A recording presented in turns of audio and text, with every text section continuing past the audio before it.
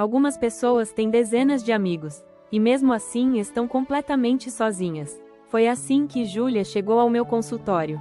Ela abriu a câmera envergonhada, falou com um sorriso leve no rosto e disse uma frase que, naquele momento, parecia simples após eu perguntar o que a trouxe à consulta. Eu tenho muitos amigos. Mas os olhos dela contavam outra história.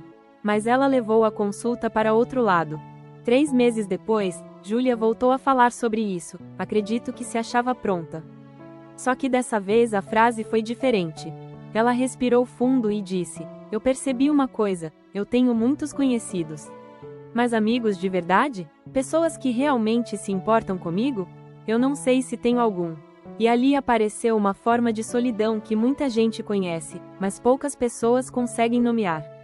Porque a solidão mais profunda não é estar sozinho. A solidão mais profunda é estar cercado de pessoas, e sentir que nenhuma delas realmente te enxerga. Hoje eu quero te mostrar, através da história de Júlia, nome fictício, como o cérebro cria padrões que nos fazem aceitar amizades vazias. Como a teoria do apego explica por que algumas pessoas se tornam coletoras de relações superficiais. E o que a psicologia analítica de Jung revela sobre o medo silencioso de ser verdadeiramente conhecido. Mas antes de continuar, deixa eu me apresentar rapidamente.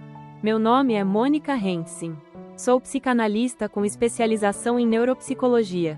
Meu trabalho é estudar como padrões emocionais se formam no cérebro e como eles acabam influenciando nossas escolhas, principalmente nas relações. Aqui no canal, a gente explora exatamente isso: os padrões invisíveis que moldam amizade, amor, confiança e até as pessoas que escolhemos manter na nossa vida. Então, se esse tipo de conteúdo te interessa, aproveita para se inscrever no canal e acompanhar os próximos vídeos. Porque entender padrões emocionais muda completamente a forma como você lê as relações ao seu redor. Agora vamos voltar para Júlia. Júlia tinha uma agenda social invejável. Aniversários quase toda semana. Happy hours depois do trabalho. Grupos de WhatsApp que nunca paravam. Sempre tinha alguém chamando para alguma coisa. Sempre tinha alguém contando um problema. Sempre tinha alguém pedindo conselho. Do lado de fora, parecia a vida social perfeita. Mas algo curioso aconteceu quando Júlia adoeceu. Ela teve uma pneumonia forte e ficou 2 semanas de cama. 2 semanas sem sair. 2 semanas sem organizar encontros. 2 semanas sem responder mensagens o tempo todo. E foi nesse silêncio que algo estranho aconteceu. Ou melhor, algo deixou de acontecer. Ninguém apareceu. Ninguém perguntou como ela estava de verdade. Ninguém ofereceu ajuda. Eu avisei no grupo de amigas que estava mal, ela me contou. Recebi vários melhoras com emoji de coração. Mas ninguém perguntou se ela precisava de algo. Ninguém apareceu para visitá-la. Ninguém perguntou se ela precisava de comida, remédio, companhia. Nada. E sabe o que foi ainda mais estranho para ela? Quando ela melhorou e voltou a aparecer. Era como se nada tivesse acontecido. Chamaram para happy hour. Reclamaram que ela tinha sumido. Mas ninguém perguntou como ela estava. Ninguém quis saber o que ela tinha passado. Foi nesse momento que Júlia começou a reparar em um padrão. Ela percebeu 3 coisas. Ela sempre estava disponível quando alguém precisava. Ela sempre ouvia os problemas dos outros. E ela sempre era a pessoa que organizava os encontros, lembrava aniversários, mantinha o grupo unido. Mas quando a situação se invertia, silêncio, um silêncio quase absoluto. Em uma sessão, ela parou no meio da frase e disse algo que ficou muito marcado para mim. Ela falou: eu percebi que eu era útil, não amada. As pessoas gostavam do que ela fazia por elas, mas talvez não gostassem, de fato, de quem ela era. E é aqui que surge uma pergunta importante. Por que alguém aceita esse tipo de relação por tanto tempo? Por que algumas pessoas passam anos cercadas de amizades superficiais sem perceber o que está acontecendo? A resposta começa no cérebro. Existe algo fundamental sobre o funcionamento do cérebro humano que precisamos entender. Pertencer é uma necessidade de sobrevivência. Do ponto de vista neurológico, o cérebro humano trata a exclusão social quase como dor física. As mesmas regiões cerebrais que se ativam quando sentimos dor física também podem se ativar quando percebemos rejeição social. Isso não é exagero emocional. É biologia. Para nossos ancestrais, ser excluído do grupo significava algo extremamente perigoso. Sem grupo, você não caçava. Sem grupo, você não se protegia. Sem grupo, suas chances de sobrevivência diminuíam drasticamente.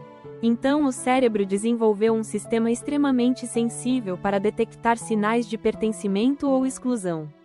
E é aqui que entra algo muito importante na neurociência moderna: o cérebro preditivo. O cérebro está constantemente tentando prever o mundo. Ele faz perguntas silenciosas o tempo todo. Uma dessas perguntas é: eu pertenço? Quando essa resposta é incerta, o cérebro entra em modo de alerta. Para algumas pessoas, esse alerta se manifesta de formas muito específicas. Hipervigilância social, ou seja, estar sempre monitorando se os outros estão aprovando ou rejeitando você. Comportamento de apaziguamento, fazer coisas pelos outros para garantir aceitação. E dificuldade de estabelecer limites. Porque, no fundo, colocar limites pode parecer arriscado. Limites podem gerar conflito, e conflito pode significar exclusão. E aqui aparece um paradoxo cruel.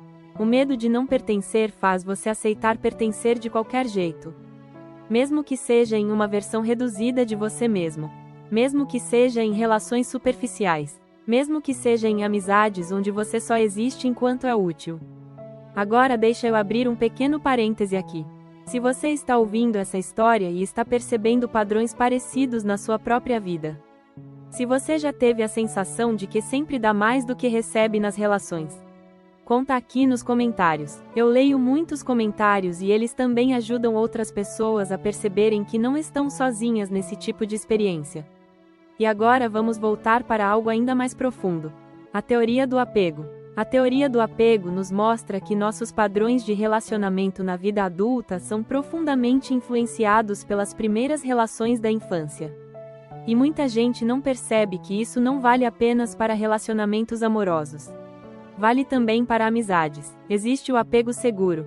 Pessoas com apego seguro geralmente conseguem criar vínculos mais equilibrados. Elas conseguem ser autênticas, conseguem estabelecer limites, conseguem mostrar vulnerabilidade sem sentir que isso vai destruir a relação.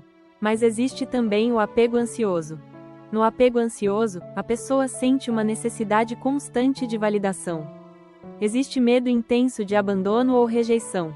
Existe tendência de se adaptar excessivamente aos outros. E uma grande dificuldade de dizer não. Também existe o apego evitativo. Nesse caso, a pessoa tende a evitar intimidade profunda. Prefere relações mais superficiais, mantém uma certa distância emocional. No caso da Júlia, que cresceu sendo a filha do meio, tinha a seguinte questão: a irmã mais velha era vista como a responsável. A irmã mais nova era a queridinha da família, e ela? Ela mesma usou uma palavra curiosa para se descrever. Eu era a invisível. Meus pais não eram ruins, ela disse. Mas eu sempre senti que precisava fazer algo especial para ser notada. Então ela encontrou uma estratégia. Ela se tornou a engraçada que animava o ambiente. A que sorria dos problemas. A que fazia todo mundo se sentir bem. E isso funcionava. Ela recebia atenção, mas não exatamente por quem ela era. Ela recebia atenção pelo que oferecia. E esse padrão começou a se repetir ao longo da vida. Na escola, ela era a amiga que todos procuravam quando precisavam de algo. Na adolescência, ela era a pessoa que organizava tudo. Na vida adulta, era a agregadora do grupo. Mas havia um preço silencioso nisso. Júlia nunca aprendeu a ser amada simplesmente por existir. Ela aprendeu a ser valorizada por ser útil. E quando você aprende que seu valor está em servir, você acaba atraindo pessoas que querem ser servidas. O ponto de virada aconteceu no aniversário dela. Durante anos, Júlia organizava festas incríveis para os amigos. Lembrava detalhes, preferências e gostos de cada um. Mas naquele ano ela decidiu fazer algo diferente. Ela não organizou nada. Ela queria ver quem lembraria. Quem tomaria a iniciativa. Quem demonstraria cuidado. O resultado foi doloroso. Algumas mensagens no WhatsApp. Algumas curtidas no Instagram. Mas nada além disso. Foi como voltar a ser invisível, ela me contou na consulta e continuou. Quando eu paro de fazer coisas pelos outros, parece que eu desapareço. Mas dessa vez algo mudou. Em vez de voltar correndo para o padrão antigo, ela decidiu ficar com a dor. E na dor, surgiram perguntas diferentes. Por que eu aceito isso? Quem eu sou além da pessoa que resolve tudo? E o que eu tenho medo que aconteça se eu parar de ser útil? É aqui que Jung entra na história. Jung falava de dois conceitos importantes: a persona e a sombra. A persona é a máscara social, a forma como aprendemos a nos apresentar para o mundo. A sombra é tudo aquilo que reprimimos, as partes de nós que não parecem aceitáveis. A persona de Júlia era a amiga sempre disponível, animada, a forte. Mas a sombra dela guardava outras coisas. Guardava cansaço, raiva, tristeza. E um medo profundo de que, sem aquela máscara, ninguém ficaria. Jung dizia algo interessante. Não nos tornamos conscientes imaginando luz, mas tornando a escuridão consciente. Para Júlia, isso significava parar de fingir que estava tudo bem. E quando ela começou a fazer isso, as coisas tomaram um novo rumo. Algumas amizades desapareceram. Simplesmente desapareceram, evaporaram no ar. E isso doeu, mas também revelou algo importante. Algumas dessas relações nunca foram amizades. Eram relações de consumo emocional. Entretanto, algumas poucas pessoas ficaram. Poucas, mas reais. E pela primeira vez, Júlia começou a ter experiências diferentes. Experiências onde ela podia pedir ajuda. Experiências onde ela podia dizer não. Onde ela podia aparecer sem a máscara e ser ela mesma. E é aqui que a neurociência volta para a história. O cérebro aprende por repetição. A previsão antiga do cérebro de Júlia era simples: se eu não for útil ou engraçada, vou ser abandonada. Mas quando novas experiências começam a acontecer? Quando ela disse não e a relação continuou? Quando ela pediu ajuda e alguém apareceu? O cérebro começou a receber novos dados. Isso que aconteceu foi neuroplasticidade. O cérebro pode aprender algo novo. Mas isso exige 3 coisas necessárias: experiências repetidas, consciência do padrão e tolerância ao desconforto. Porque mudar padrões também significa perder algumas pessoas pelo caminho e sentir dor. Meses depois, Júlia narrou na consulta algo que marcou muito ela. Ela ligou para uma amiga, uma das poucas que tinha permanecido, e disse: "Eu estou passando por um momento difícil, você pode conversar comigo?" A amiga respondeu: "Claro, estou indo aí." E Júlia chorou quando a amiga chegou. Ela desabafou na consulta, quase como um segredo, dizendo: "Pela primeira vez alguém veio até mim. Não porque eu organizei algo. Não porque eu fiz algo antes. Mas porque eu precisei." E talvez essa seja a diferença mais importante entre amizades falsas e amizades verdadeiras. Amizades falsas gostam da sua utilidade. Amizades verdadeiras suportam a sua vulnerabilidade. E existe uma diferença enorme entre ser cercado de pessoas e ser realmente visto por alguém. Se você percebeu padrões parecidos na sua vida, presta atenção em 3 sinais importantes. Primeiro sinal: você sempre dá e quase nunca recebe. Segundo sinal: você só pode aparecer quando está bem. Terceiro sinal: você sente que precisa se adaptar o tempo todo. Se um desses 3 foi sim, entenda que amigos de verdade não exigem uma versão editada de você. Eles conseguem lidar com o ser humano que você é. Talvez o passo mais difícil seja este: soltar algumas relações.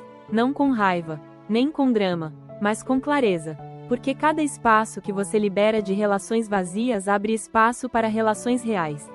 Às vezes menos pessoas trará muito mais verdade. Porque no final das contas, você não precisa ser útil para ser amada.